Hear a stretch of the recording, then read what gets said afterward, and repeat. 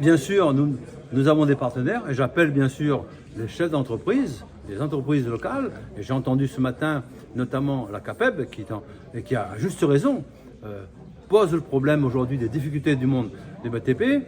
Et j'ai eu l'occasion également de dire ce matin sur une antenne de télévision que, écoutez par exemple le ministre qui est démissionnaire donc de l'économie et du budget qui est M. Bruno Le Maire, qui va donc partir comme professeur à Lausanne, et j'ai dit, il est gonflé de dire que c'est la faute aux collectivités si aujourd'hui, eh bien, il y a des difficultés sur le budget de la France. Les collectivités, en général, communes, intercommunalités et tout, nous sommes dans l'obligation d'avoir des budgets équilibrés. Ce n'est pas le cas de la France. Hein, on ne peut pas dire qu'ils ont des budgets équilibrés quand ils ont plus de 3 000 milliards de dettes et avec un PIB qui, là aussi, de dettes également qui dépasse les 5% ou les 6%.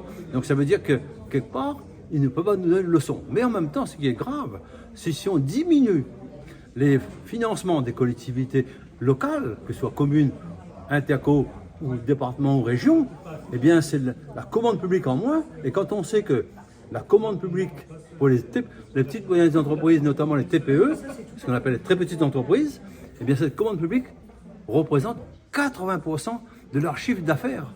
Si on diminue eh bien, les financements possibles des collectivités, c'est moins d'activité, c'est moins d'emplois et c'est plus de chômage.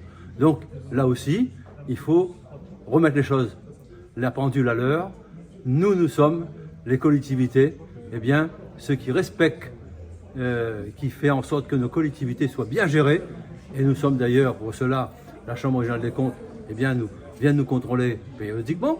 Mais en même temps, eh bien, nous disons à l'État, eh bien, ne faites pas en sorte que les collectivités eh bien, soient demain eh bien, en difficulté parce que eh bien, ils auraient pris une décision qui ne correspond pas à la réalité.